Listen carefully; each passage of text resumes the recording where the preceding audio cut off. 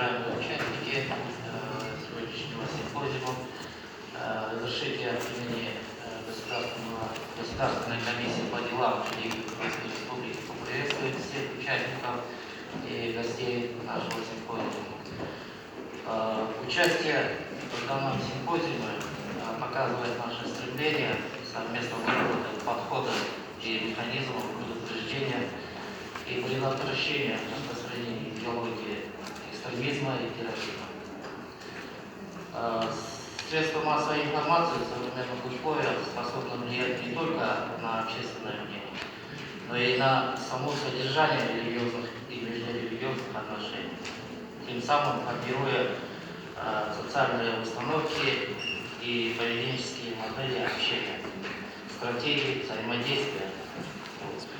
Роль медиамасс как эффективного средства антиэкстремистской мобилизации, так и как ресурса распространения экстремизма и вербовки стала вполне очевидной. Интернет становится глобальным, и все те, кто высказывается в сети, сейчас называют не пользователями, а создателями онлайн-контента.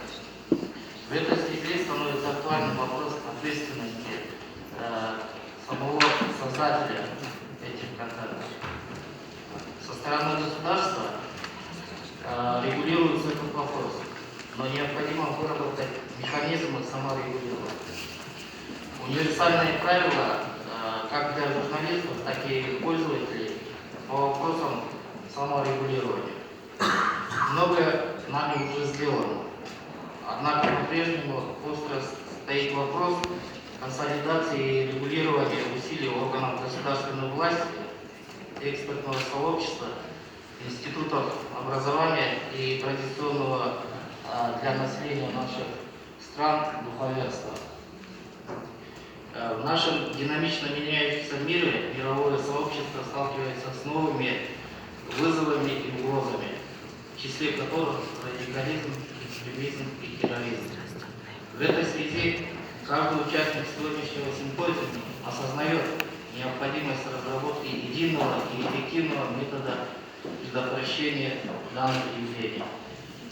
Самым главным способом предупреждения распространения деструктивных идей является объединение и сотрудничество стран Центральной Азии и Европы. Для достижения успеха, направленного на борьбу с распространением радикальных идей и налаживания диалога со всеми ключевыми участниками,